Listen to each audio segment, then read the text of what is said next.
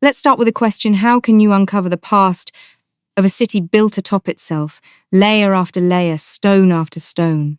Now, you might think, London is one flat sprawl with just the Thames. What could the ground possibly tell us? But let me tell you a story. Every time a building is demolished down to its roots, or a tunnel is carved for the underground, London's hidden history is laid bare. Archaeologists find ancient riverbeds and buried hills. They discover the skeletons of lost streams like the Fleet, now entombed beneath Fleet Street. Think of the ground as a palimpsest. Layers of earth, clay, sand, and human effort, each a page from a vanished chapter. Here we enter the world of geomorphology and stratigraphy, technical terms for reading the land's autobiography, its story told through shifting soils. London is not flat. It undulates with stories waiting underfoot. What would you see if you stood on Ludgate Hill centuries before the Romans arrived? Picture this. To your right, a steep clay cliff, the Fleet River flowing seaward. Behind, dense forests stretching toward Hampstead. Before you, tidal marshes expanding into a lake with every high tide. These early Londoners didn't merely survive, they adapted. Ingeniously. Traces of Bronze Age river-dwelling stilted homes on wooden platforms have been found beneath the Fleet, echoing the crannogs of ancient lake peoples. This is hydrology, the study of water's shaping force, and paleogeography, which reconstructs ancient landscapes. Why live amid marshes and predators? For safety and resources. Even the most inhospitable places, if read correctly, reveal human resilience. Imagine the first ships arriving, loaded with axes and necklaces for trade, centuries before London's name even appears. Let's fast forward. The Romans arrive, and London becomes Londinium. The transformation is staggering. Mud huts yield to stone walls, paved roads, and bridges. You might ask, did Romans really leave their mark beneath our feet? Absolutely. Excavators regularly unearth Roman coins, mosaics, and the robust remains of the Roman wall. They introduced urbanization, the deliberate planning and construction of cities and infrastructure, a term we use for the systems that support modern life. When you walk the city, you're tracing these ancient lines. Roman roads stretching north to street Albans, baths hidden beneath modern offices. The city flourished under Roman rule, connecting Britain to the sophisticated economies of Europe. The tale of Roman London isn't just conquest, it's about cultural and technological exchange, and the permanence of good engineering. Now, who really founded London? Was it Brute of Troy, as one medieval legend claims, or the pragmatic Romans? Geoffrey of Monmouth's stories filled with giants like Geomorphology and heroic kings blur myth and fact. Here's the catch. Myths aren't just fairy tales, they're collective memories, woven with threads of real events and ancient beliefs. Historiography is the technical study of how history is written, who chooses what's remembered, and why. The names Troynovant, Billingsgate, Ludgate echo in street signs today.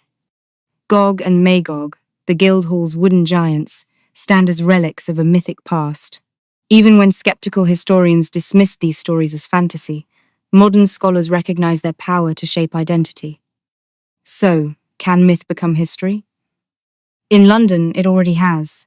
Step with me into the shadow of Westminster Abbey, where every stone breathes history. But what did this site look like long before the Abbey?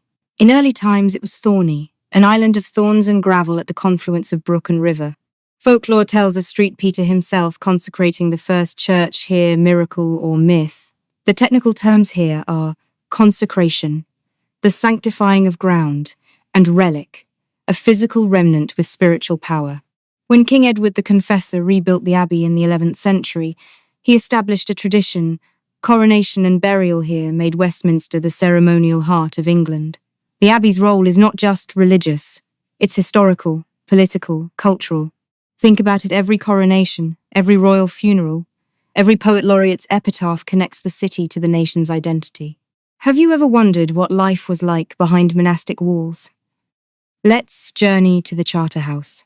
Picture the 14th century Carthusian monks living in austere solitude, their daily rhythm shaped by matins and cells, technical terms for midnight prayers and private chambers. The Charterhouse began as a plague burial ground during the Black Death, then became a haven for spiritual devotion. But the Reformation shattered this world. Monks faced a stark choice: accept the king as head of the church or die for conscience. Some, like Prior John Houghton, chose martyrdom.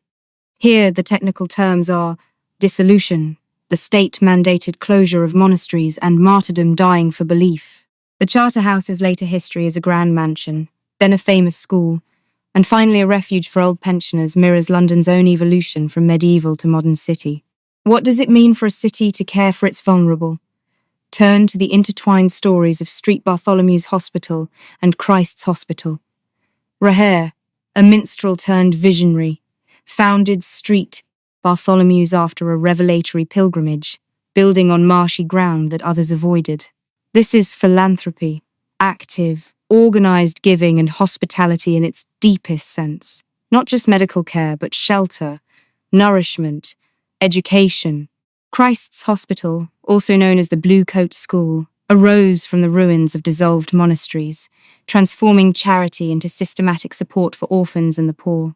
London's historic charities are not mere relics. They laid the groundwork for modern social welfare.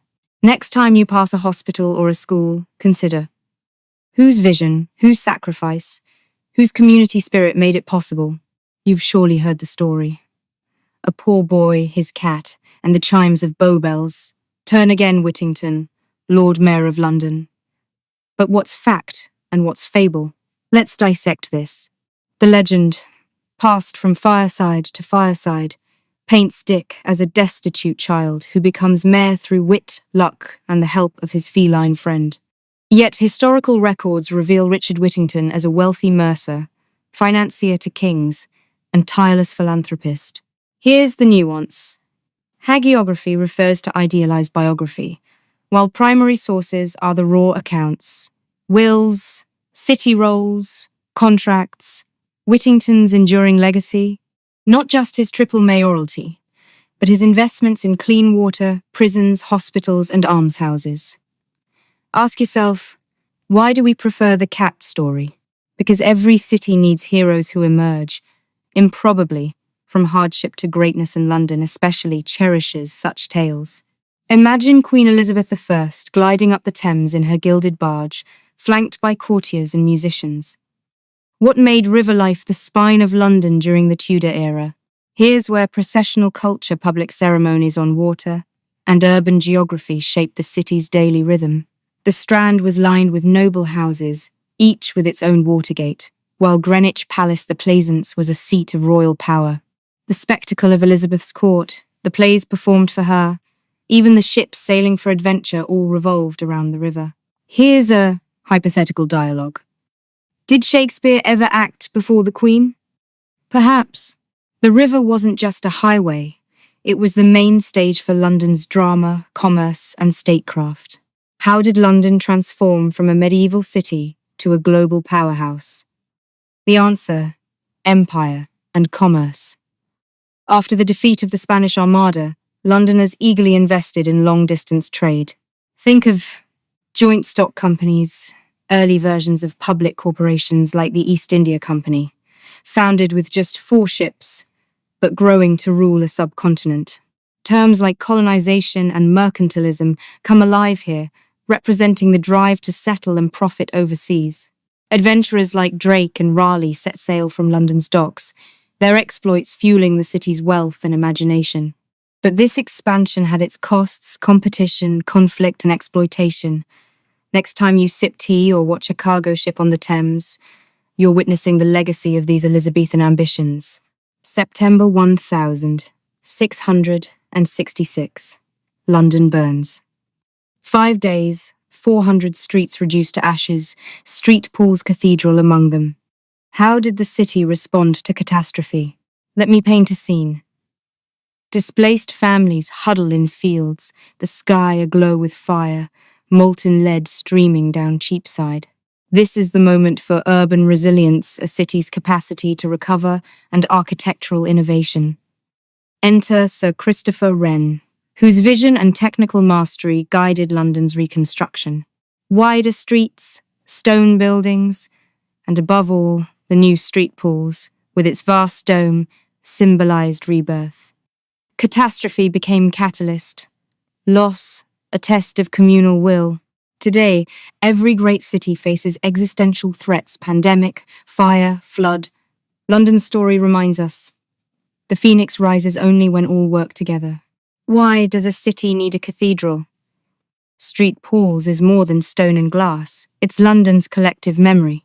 Since Mellitus's first church in the 7th century, through the Norman rebuild, the medieval spire, the devastating fire, and Wren's majestic dome, Street Paul's has witnessed coronations, funerals, national crises and celebrations.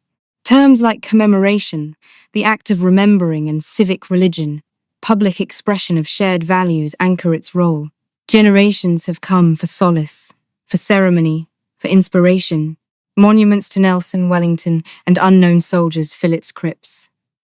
When Queen Victoria entered in 1897 for her Diamond Jubilee, the city's story and its resilience was written anew.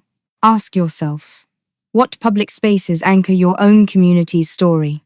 In London, Street Paul stands as the ever-renewed heart. Let's conclude where we began. Why do London's stories matter, not just to historians, but to every city dweller? The answer lies in historical imagination, the ability to see ourselves as part of an unbroken thread. Sophie Bryant's preface challenges us. Ignorance of our home stories is self-imposed exile. Local history is the gateway to wider knowledge. It fosters civic pride and empathy. Whether you're a child tracing legends in the city's corners, or an adult reading the marks of centuries on its stones, you're part of London's living story. Next time you walk its streets, ask, what tales lie beneath my feet? What legacy will my own life leave? Because in London, every citizen is both heir and author.